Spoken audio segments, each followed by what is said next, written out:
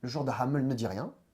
Il reprend sa flûte, il prend la bourse avec les 5000 pièces d'or, il ressort sa flûte et commence à jouer de la flûte, toujours cette mélodie hypnotique. Et là, c'est tous les enfants de la ville de Hameln qui le suivent. Et là, il sort de la ville de Hameln, donc de Hamelin, et il part et tous les enfants le suivent. Et la ville de Hameln ne reverra plus jamais ses enfants. En fait, c'est quoi la morale de l'histoire? C'est que le maire de la ville et les habitants n'ayant pas tenu leur parole, ils se sont vus châtiés par ce biais. Donc ça aussi, c'est une belle histoire, un conte qu'on ne connaît pas trop. Oui. Voilà, quand on pense à l'Allemagne ce n'est pas que cela, quoi. Voilà. Et donc là, très vite, on arrive... donc je parlais de la chanson des Nibelungen, le conte de Hameln, et on va arriver au XIIIe siècle. Donc il y avait la famille ottonienne qui régnait sur le Saint-Empire. Là, maintenant, on arrive à la famille des Hohenstaufen. Il y a souvent des conflits par contre donc, entre les souverains et le pape. Là, il y aura de nouveau un conflit entre Frédéric II de Hohenstaufen et le pape Grégoire IX, puisque le pape Grégoire IX, Jérusalem n'a toujours pas été reprise aux musulmans, et le pape Frédéric II avait fait vœu de partir en croisade. Il avait promis, et comme il n'avait pas tenu sa promesse, le pape Grégoire IX excommunie Frédéric II de Hohenstaufen. Donc finalement, acculé, il participe à la croisade, mais c'est un pape plutôt ouvert, qui n'était pas viscéralement hostile aux musulmans. Il a même permis en Sicile aux musulmans de continuer à pratiquer leur culte. Hein. Et il passe un accord avec le sultan Malik al-Kamil, et en 1229, il reprend Jérusalem sans combat. Mais Jérusalem retombera après définitivement aux mains des musulmans en 1244. Mais pour te montrer que, voilà, quand même, l'empereur du Saint-Empire est toujours soucieux de la chrétienté, mais s'il peut, là, avec en l'occurrence Frédéric II, s'il peut ménager les musulmans et pas entrer en conflit total avec eux, il ne va pas s'en priver. Donc Frédéric II n'était pas vraiment en odeur de sainteté auprès du pape Grégoire IX, à tel point que Grégoire IX, déjà auparavant, l'avait excommunié. Ce qui est la pire chose qui puisse arriver pour un souverain chrétien. C'est-à-dire que tu es exclu de la grande famille chrétienne. Tu n'es plus chrétien aux yeux du pape. Puisque le pape, en plus, rappelons-le, est le chef spirituel de l'Église. Mais, que va faire aussi Frédéric II? C'est lui qui va lancer la croisade balte en premier. Parce qu'il faut maintenant pousser l'œuvre de christianisation à l'Est, et très vite, on va arriver en contact. Déjà, avant, les Allemands étaient en contact avec les Slaves, mais là, vraiment, on va entrer en contact à partir du XIIIe siècle avec cette croisade balte, avec l'ordre des chevaliers teutoniques, qui avait été créé en Terre Sainte, mais là, les chevaliers teutoniques, eux, ils vont s'occuper de christianiser les Slaves à l'Est. C'est là qu'ils vont entrer dans la région de la Baltique avec ce qu'on appelle les Borussiens, qui sont les ancêtres des Prussiens. Les Borussiens sont un peuple slave qui va être complètement massacré, exterminé par les chevaliers teutoniques. Et donc les chevaliers teutoniques poursuivent leur œuvre de christianisation jusqu'à rencontrer en 1242 Alexandre Nevski, prince de Novgorod. Et ils vont subir une défaite, un coup d'arrêt en 1242 sur les abords du lac Peipus. Et Alexandre Nevski va mettre un coup d'arrêt aux chevaliers teutoniques. Ça a été porté à l'écran par Eisenstein, qui était un cinéaste sous Staline, qui en ont fait un film que vous trouvez sur YouTube. Je ne sais pas si tu connais peut-être ce film, Je connais pas le film, Alexandre non. Nevsky. Ouais. Ça a été fait, Staline, dans un souci de propagande, dans les années 30, parce qu'il fallait magnifier la gloire Ça avait russe. son sens. Hein. Au début, le film, il n'était pas trop. Par contre, sous la Grande Guerre patriotique contre les Allemands en 41-45, là, le film, il était diffusé dans toutes les salles de Russie, là, par contre. Hein. Donc oui, pour te montrer que la croisade balte commence là, et les liens des Allemands avec le monde slave, vraiment, s'ancrent et se consolident à partir de ce moment-là. Donc vraiment, là, les Allemands, c'est ce qu'on appelle le Drang nach Osten, la poussée vers l'Est. Et puisqu'il y a eu la déferlante mongole aussi à la même période, la Pologne, l'Ukraine, la Russie surtout est dominée par ce qu'on appelle la Horde d'Or, c'était un État mongol. Vraiment, les populations étaient exsangues là-bas, ont été ravagées. Donc à l'appel du pape et du Saint-Empire, du pouvoir temporel allemand, mais aussi à l'appel de souverains locaux, polonais, bohémiens, enfin de la Bohème, on appelle des colons allemands pour venir christianiser, repeupler ces régions et apporter un savoir-faire agricole. Et c'est pour ça que les Allemands vont commencer a essaimé dans ces régions, dans la Vistule, dans la Bohème, dans les Sudètes, dans les États baltes. Partout jusqu'en Hongrie, en Roumanie, c'était partout. Absolument. C'était partout. Et c'est pas juste, c'était pas que de l'impérialisme. C'était donc à l'appel donc. C'était eux qui l'ont demandé. Hein. Le Saint-Empire voulait, parce que, bon, ils se sont parlé de main morte, hein, comme je dis, les Borussiens ont été exterminés. C'est ça qui a donné la Prusse après. Mais les souverains locaux les ont appelés, et le pape les a appelés. Donc voilà, c'est aussi pour tordre le cou à cette idée d'Allemands viscéralement ils veulent tout envahir. Qui veulent envahir et rien laisser sur leur passage. Donc là, on arrive 13e siècle, 14e siècle. Ah oui, à partir du 12e siècle, va apparaître aussi une association de marchands qu'on appelle la Hanse. Je ne sais pas si tu as déjà entendu parler aussi de ça. C'est une association de villes, association marchande de commerçants de villes de la mer Baltique et de la mer du Nord, avec la capitale Lübeck. Donc c'était une association de marchands qui va développer un commerce florissant dans l'Europe du Nord. Très, très puissant.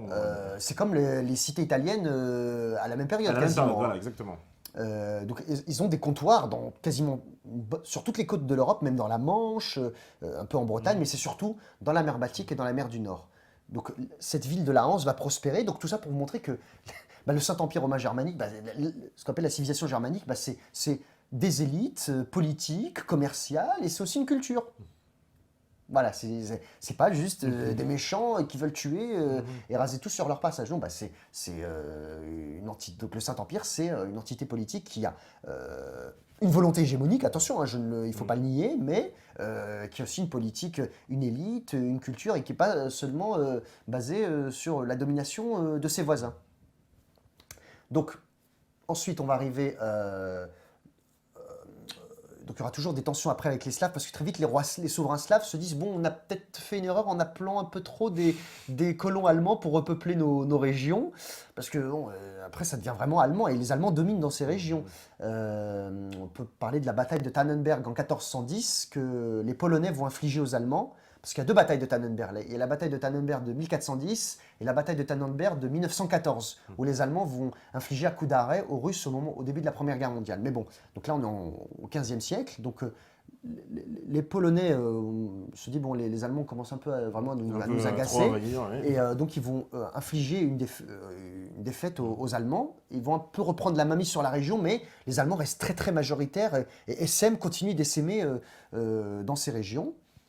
Et on va arriver très vite à un personnage à partir du XVIe siècle qui va, qui va vraiment entraîner une rupture avec la chrétienté. C'est un moine allemand, Martin Luther, et qui va être à l'origine de la Réforme. La Réforme, la grande Réforme. Mais, comment je pourrais dire? Moi, je ne suis pas chrétien, hein, je ne suis pas christianologue non plus, comme il y a des islamologues, mais c'est juste avec... les connaissances avec ce que j'ai eu découvert au cours de mes études, la papauté à la fin du XVe siècle, c'est pas joli. Hein. On rappelle la famille des Borgia, qui est une famille italienne. Les Borgia, c'est comme les Saouds d'aujourd'hui pour les musulmans. Il faut préciser, c'est la décadence. Ils ont des enfants, les papes, ils ont des... il paraît que... Alors, d'un point de vue chrétien, moi je suis pas chrétien, mais... Moi, ce que je sais, c'est que Martin Luther, il paraît qu'il va au Vatican, c'est un petit jeune moine. C'est un moine, oui, voilà. Il débarque là-bas et puis il découvre que finalement, c'est, comme on dirait aujourd'hui dans un langage, l'oligarchie, l'élite. C'est-à-dire qu'il voit, il paraît que ça partout, ça vit dans des grands châteaux, des grands palais, ça boit du vin, ça machin, ça fait la fête. Et il se dit, mais on est loin de l'idéal chrétien. Il voit ça, il se dit, mais qu'est-ce que c'est que cette... Et à l'époque, il y a ce qu'on appelait... alors, est-ce que le Vatican, la papauté, n'était pas tout au courant, d'accord, mais ce qu'on appelait un peu l'affaire des indulgences. Alors, les fameuses indulgences. Trafic des indulgences. Je ne vais pas rentrer dans les détails parce que moi, je ne suis pas chrétien. Attention, je ne vais pas parler de ce que je ne connais pas et trop induire les gens en erreur là-dessus. Mais bon, allez, en gros, c'est si vous donnez de l'argent, on vous promet le paradis. Est-ce que ça correspond vraiment à un idéal chrétien, ça? Mais Luther entrait dans une critique. Il va placarder sur l'affiche de là où il officiait, il va placarder ce qu'on appelle les 95 thèses. Donc, en gros, il montre vraiment l'idée qu'il se fait de l'idéal chrétien, et il montre que lui, il n'est vraiment pas d'accord avec ça. Il trouve que vraiment, le Vatican, la papauté, est complètement dévoyé, est complètement loin de l'idéal chrétien, et aussi ce que Luther va faire, là c'est un acte de défi, il va traduire la Bible en allemand. C'est le premier à traduire un texte sacré, liturgique, ce qu'on appelle en langue vernaculaire. Ce qu'on appelle les langues vernaculaires, c'est-à-dire toutes les langues sauf le latin. Parce que la Bible, normalement, était traduite en latin. Le clergé avait le savoir, détenait le savoir, et lui, non, on disait, pourquoi ne pas le diffuser, le rendre plus accessible? Parce qu'il faut savoir qu'au XVe siècle, déjà avant, Gutenberg, un Allemand, qu'est-ce qu'il invente, Gutenberg? L'imprimerie. L'imprimerie. Ah, il paraît qu'il a volé aux Arabes. Bon, ça, c'est Boutamina qui nous le dit. Ça, je sais pas. Mais ça, je sais pas. Mais en tout cas, c'est Gutenberg qui diffuse l'imprimerie, et le premier livre imprimé massivement, c'est la Bible. C'est la Bible. Il imprime d'abord la Bible en latin, mais après Luther l'a fait traduire en allemand. Et les langues, ce qu'on appelle les langues vernaculaires, c'est-à-dire c'est tout ce qui n'est pas le latin. Et la langue vulgaire pour parler, pour faire comprendre aux gens, quoi. Donc, alors ça, la papauté peut plus supporter. Et donc la rupture est consommée, mais attention, Luther ne prenait pas la rupture totale et irréversible avec la papauté. Mais le mal est fait. Il n'y aura plus d'entente comme auparavant. Donc Luther meurt, et puis après, Calvin va poursuivre cette œuvre. Et puis après, il y aura après au XVIe siècle le roi Henri d'Angleterre qui lui aussi va rompre avec le pape. Oui. Pour des raisons politiques. Oui, c'est plus politique lui. Lui, c'est ce qu'il va faire, l'anglicanisme, puisque lui, il sera en personne le chef de l'Église. Voilà. Donc il a dit, l'Église, c'est mon affaire, tu t'en occupes plus, en gros, pour faire ça. Et là va se poser un nouveau problème de politique extérieure pour la France, puisque la France va se retrouver encerclée des deux côtés, à l'est et au sud. Puisque, Le fameux Charles Quint. avec, donc j'ai dit les Ottoniens au début sur le Saint-Empire, puis après le Hohenstaufen, et là arrive une nouvelle famille qui va sonner comme une agression vis-à-vis même de l'opinion française et des Français, les Habsbourg. Les Habsbourg. Qui sont à cheval en Autriche et en Espagne, avec Charles Quint, l'empire de Charles Quint sur lequel le soleil ne se couchait jamais. Ouais, parce qu'il faut dire, Charles Quint, donc, il naît dans les Flandres, hein, c'est un Flamand, enfin il est né vers là, il hérite donc d'un empire gigantesque, il hérite de l'Espagne, mais de l'Espagne coloniale. Parce qu'il y a les Amériques aussi. Il y a les Amériques qu'on vient de découvrir. Ça qu'on oublie, voilà, donc Espagne, Amérique, plus l'Allemagne, plus les Flandres, plus il a un empire. La Bourgogne, une partie de la Bourgogne, voilà. Mais c'est déjà qu'auparavant la France était passée à deux doigts d'un danger mortel avec Charles le Téméraire en Lorraine. Il a fallu que Charles le Téméraire finit par mourir et est vaincu par le roi de France. Charles le Téméraire disait, je me souviens plus de la phrase exacte, mais j'aime tellement la France que, en gros, je voudrais pas qu'il y ait qu'un seul roi en France, mais je voudrais qu'il y en ait 6, quoi. En gros, il voudrait que la France soit morcelée parce qu'il voulait pas reconnaître la suzeraineté et l'autorité du roi de France. Parce qu'en plus, la France sortait de la guerre de 100 ans. Donc là, la France faisait que subir des guerres. Charles le Téméraire meurt en 1477 au siège à Nancy. Donc, la guerre de 100 ans. Charles le Téméraire, et là, la France se retrouve de nouveau encerclée par les Habsbourg. La France, vraiment, n'est pas au bout de ses surprises. Donc, oui, en plus, François Ier les Français vont essayer d'entrer dans le nord de l'Italie avec les guerres d'Italie. Il est fait prisonnier à la bataille de Pavie en 1529. Il est prisonnier par Charles Quint. Donc c'est un peu... on est mal, on est vraiment mal. C'est des jours sombres pour la France. Ça rappelle 1940. Ah non, j'ai pas le droit de faire celle-là. Non, j'ai pas le droit. Mais c'est pas un effondrement total de la France. Mais quelle alternative va se poser à la France? J'en parlais de notre précédente émission sur l'orientalisme. L'alliance avec Soliman le Magnifique. Pour essayer d'endiguer... Pour contrer justement cette alliance des Habsbourg. À l'époque, c'est osé. Hein. S'allier avec le Grand Turc, c'est quasiment devenir musulman aux yeux de la papauté, quoi. C'est un crime de c'est effrayant. Enfin, du point de vue... on va dire de l'opinion pour le pape, quoi, voilà. Et puis du contexte de l'époque historique, c'est incroyable. Mais très vite, la France va reprendre du poil de la bête, puisque en l'an 1552, je vérifie juste 2 secondes mes notes, sous Henri II, qui est le roi de France Henri II, il va asseoir son protectorat sur ce qu'on appelle les 3 évêchés. Metz, Toul, Verdun. Ces 3 villes, Metz, Toul et Verdun, deviennent françaises.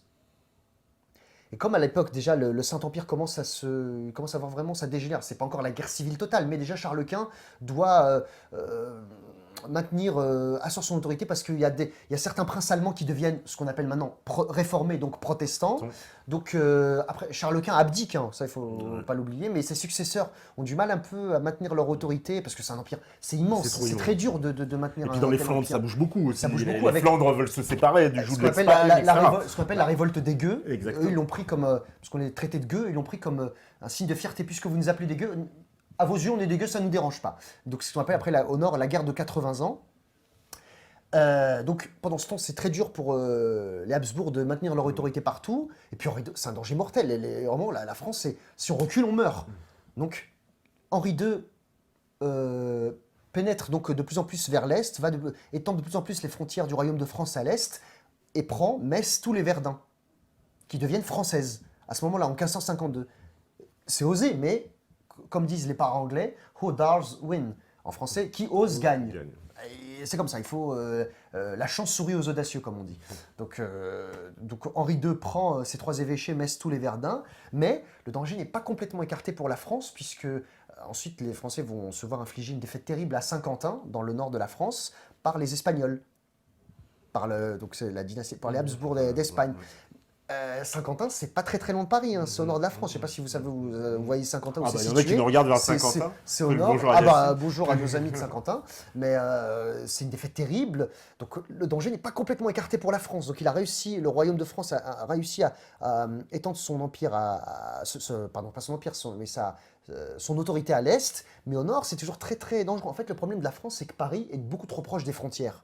Paris est beaucoup trop proche des frontières au nord et beaucoup trop proche des frontières à l'est. Donc si on veut empêcher que la capitale ne tombe aux mains d'un ennemi étranger, d'un envahisseur étranger, que ce soit l'Angleterre, le Nord et l'Allemand, eh bien il faut étendre au maximum les frontières au nord et à l'est. Voilà. Ensuite va arriver, donc après il y a Henri IV en France qui meurt assassiné par Ravaillac en 1610.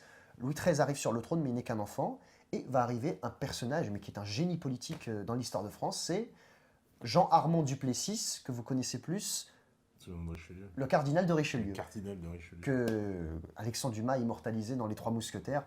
Beaucoup, moi aussi j'ai découvert Albert le cinquième mousquetaire d'abord dans les Minicums, mais puis après j'ai lu Les Trois Mousquetaires de Dumas, mais on découvre ce personnage fascinant. Donc Richelieu qui va diriger la politique française avec Louis XIII. Il va former un binôme, mais alors exceptionnel pour le plus grand bien de la France, puisque à partir de 1618, en Allemagne, il va éclater ce qu'on appelle la guerre de 30 ans. La guerre de 30 ans, donc de 1618 à 1648. En gros, pour te résumer, toute l'Europe va régler ses comptes en Allemagne. À part l'Angleterre, l'Empire ottoman et aussi la Russie, toutes les puissances européennes se battent en Allemagne. Les chrétiens contre les protestants, la Bohème, la France, l'Espagne, la Suède, avec le roi Gustave Adolphe. Mais alors vraiment, c'est une boucherie effroyable. Hein. La population allemande va finir exsangue. La France réussit à faire accepter par le Saint-Empire la mainmise française sur les 3 évêchés, et on arrive au fameux traité de Westphalie. Ah oui, la bataille de Rocroi, où le Grand Condé inflige une défaite aux Espagnols et vainc les terribles tertiaux espagnols. Parce que depuis le XVIe siècle, depuis Charles Quint, la première puissance européenne, c'était l'Espagne. Et le Grand Condé, donc, qui est un noble, bat un noble français, un aristocrate, donc qui est un prince de sang, puisqu'il appartient à la famille royale. C'est un prince de sang, il va infliger une défaite aux Espagnols à la bataille de Rocroi. Et là, à partir de la bataille de Rocroi, et ensuite les traités de Westphalie en 1648, entre-temps Richelieu et Louis XIII meurent, hein, 1642 et 1643, donc 1642 pour Richelieu, 1643 pour Louis XIII. Et on arrive au traité de Westphalie. Là, Louis XIV, il y a ici l'épisode de la Fronde qui va traumatiser Louis XIV, mais on arrive au traité de Westphalie. Le résultat, les traités de Westphalie, c'est Mazarin après qui devient Premier ministre. Le traité de Westphalie, c'est le résultat de la politique menée par Richelieu. Je crois rarement dans l'histoire, la France n'a atteint des objectifs au-delà de ce qu'elle avait espéré. Parce que à travers l'histoire de l'humanité, quand des États se préparent à entrer en guerre ou veulent entrer en guerre contre un voisin ou veulent mener une expédition, une guerre, on n'est jamais sûr de rien. Le risque zéro n'existe pas. Lorsqu'un État décide d'entrer en guerre, il faut vraiment qu'il pèse le pour et le contre, qu'il assure ses arrières, parce qu'il peut subir une défaite, se voir envahir, ou alors il peut atteindre ses objectifs. Mais c'est très rare qu'un État, lorsqu'il décide d'entrer en guerre, c'est rare qu'il se dit je vais aller encore au-delà de mes objectifs. Eh bien c'est le cas avec les traités de Westphalie, puisque le Saint-Empire romain germanique est éclaté en plus de 300 États. Voilà, c'est ça, complètement morcelé. Hein, et la France devient la première puissance européenne, redevient la première puissance européenne. Parce que sous les Capétiens, c'était la première puissance européenne, mais après il y a eu la guerre de 100 ans où elle est un peu amoindrie, même si elle a réussi à vaincre les Anglais et chasser les Anglais du royaume de France et les contenir de l'autre côté de la Manche. Après, il y a eu la guerre avec Charles Quint, mais la France était une puissance, on va dire, moyenne, mais quand même qui avait son mot à dire dans le concert des nations européennes. Mais là, avec les traités de Westphalie, la France, c'est la première puissance européenne, incontestablement. Et ça, c'est le fruit de la politique de la combinaison de Louis XIII et de Richelieu.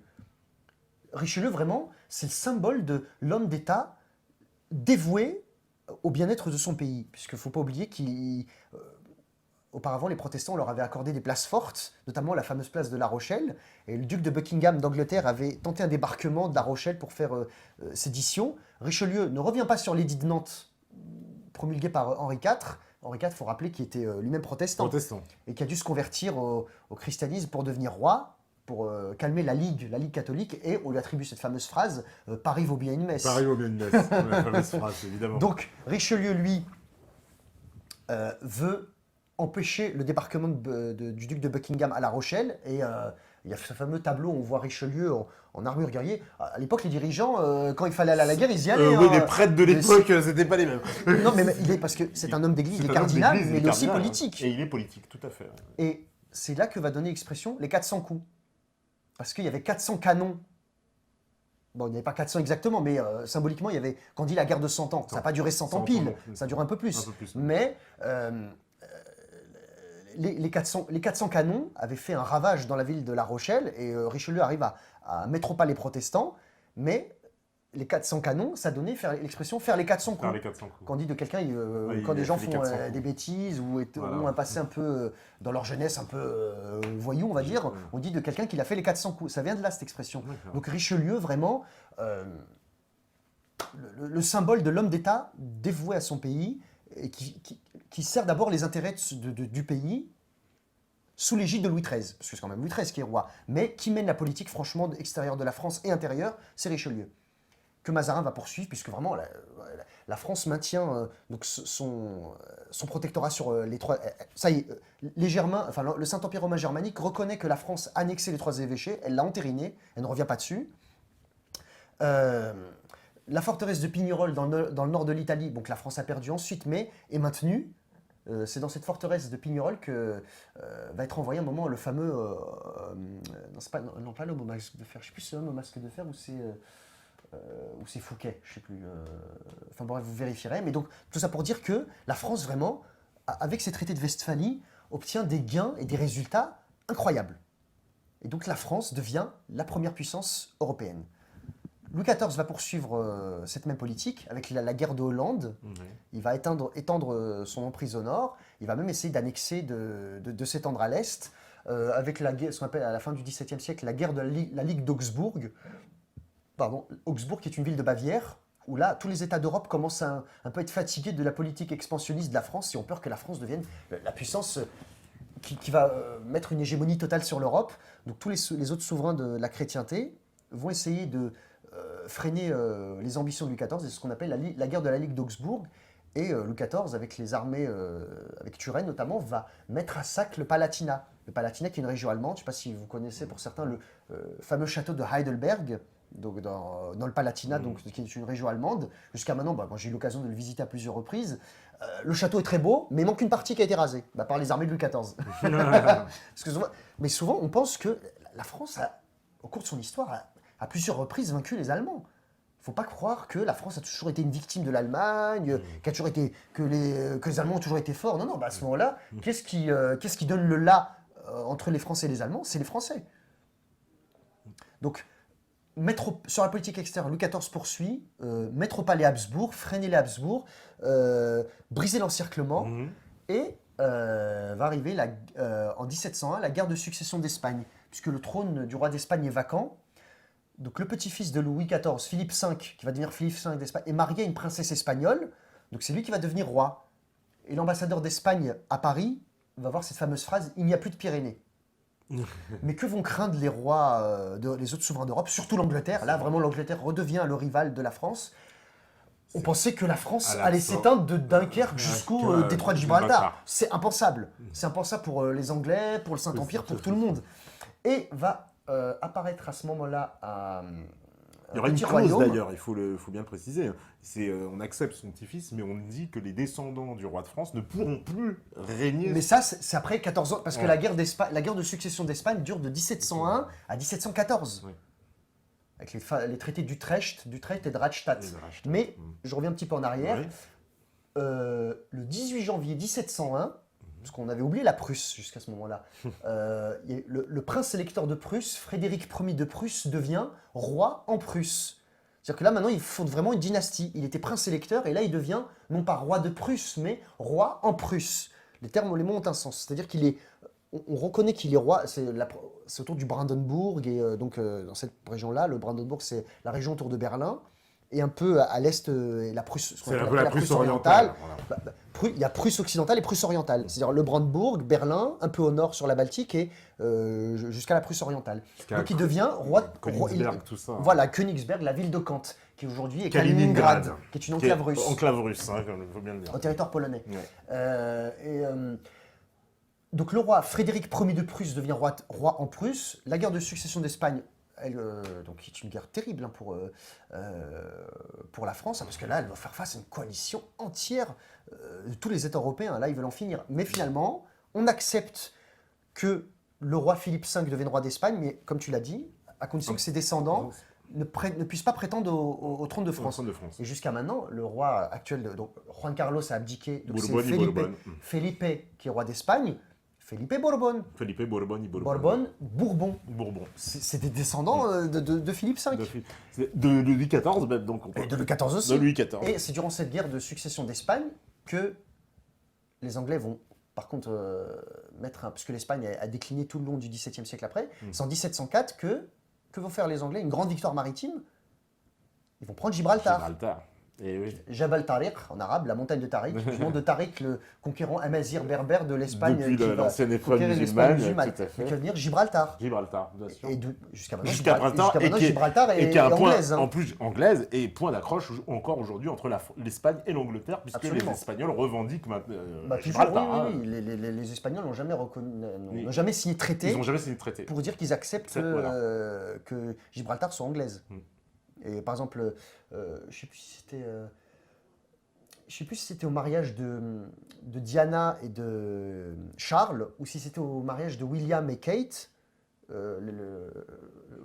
d'Angleterre. Hein. Donc je ne sais plus si c'est Diana et Charles ou William et Kate. Je crois, moi, après leur voyage de noces, ils sont allés à Gibraltar, et pour montrer leur refus, ou Juan Carlos ou Felipe ont refusé d'aller au mariage, pour montrer leur désapprobation. C'est quand même un signe fort quand même, parce que normalement dans les mariages, on a vu toutes les têtes couronnées, parce que faut pas se leurrer, même si les souverains d'Europe se font la guerre, entre grandes familles, les dynasties européennes, il y a un respect tout de même. Il y a, quand il y a des mariages où on invite les souverains, donc là, le roi d'Espagne a refusé donc d'aller au mariage pour montrer sa désapprobation du fait que le couple royal est allé... je crois bien que c'est Kate. Je crois alors c'est Kate et William alors. Qui sont allés à Gibraltar. Voilà. Je sais pas quoi. Parce que je ne savais plus si c'était Charles et Diana. Je crois bien que c'est Kate. Je ne savais plus, mais donc pour montrer leur désapprobation, ils ont refusé d'aller au mariage. Donc on continue, on revient à Gibraltar et à nos amis prussiens, puisque Frédéric Ier devient roi de Prusse, qui était prince électeur de Brandebourg.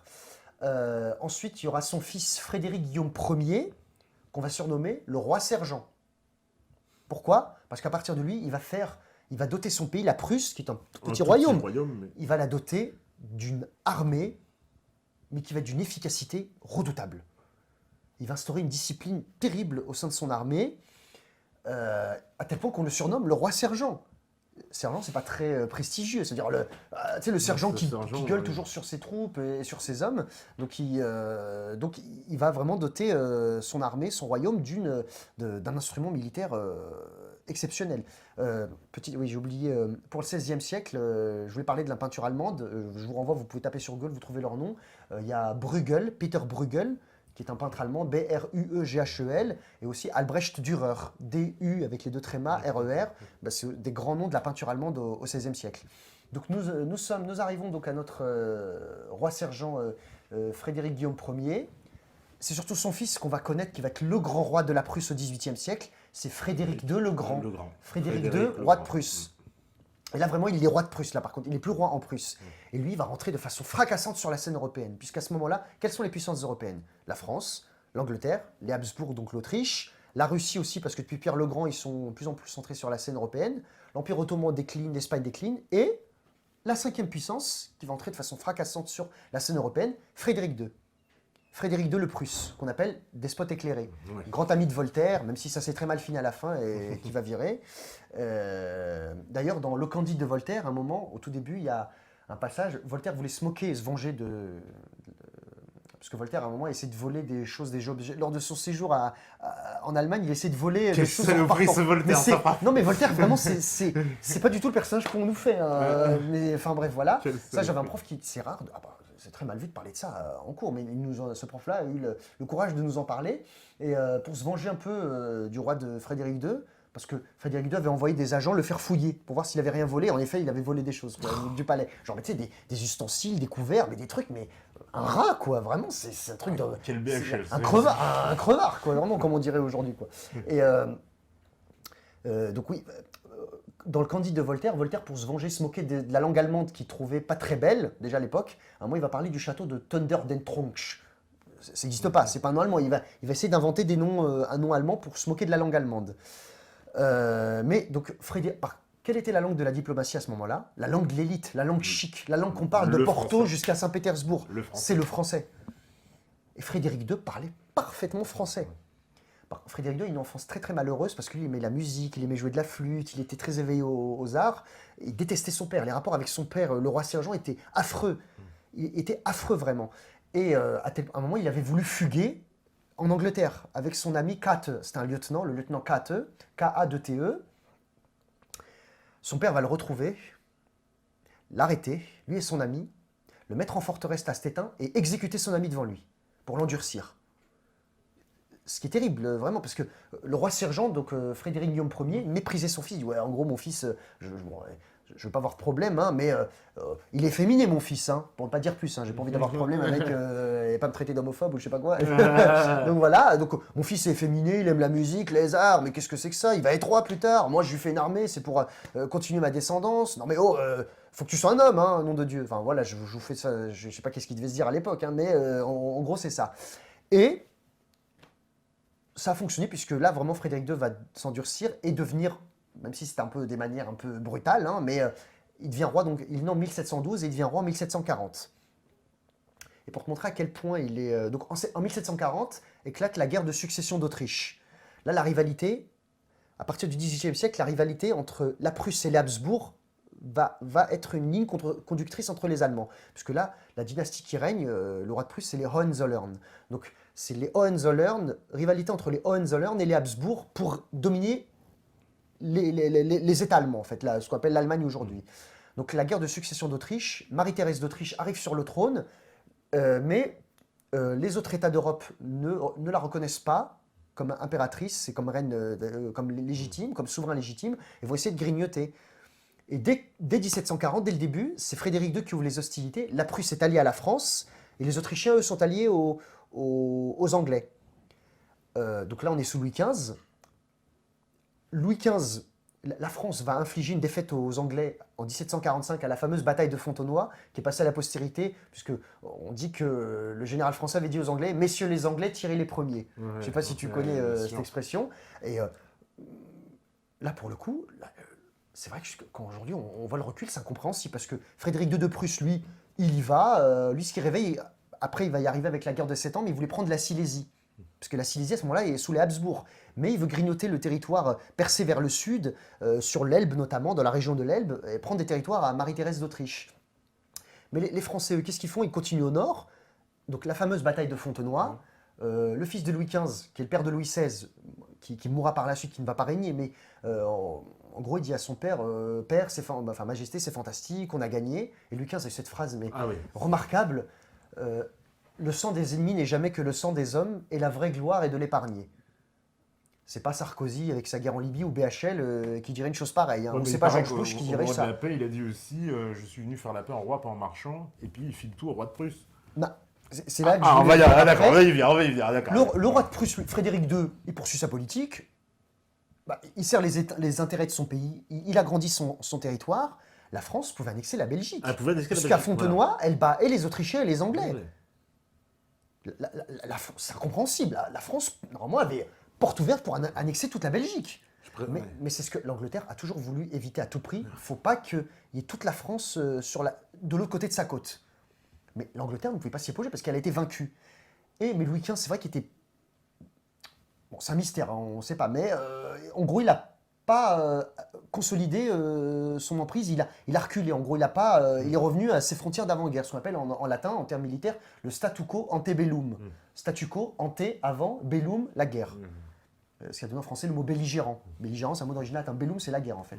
Le fameux proverbe latin, si vis pacem, para bellum. Si tu veux la paix, prépare la guerre. Et c'est à partir... L'opinion française ne comprend pas. Parce que l'opinion française, oui, toujours déteste les Habsbourg, dit ils veulent nous écraser. D'ailleurs, c'est les Français ne sont pas contents de cette... C'est pour ça qu'ils vont dire...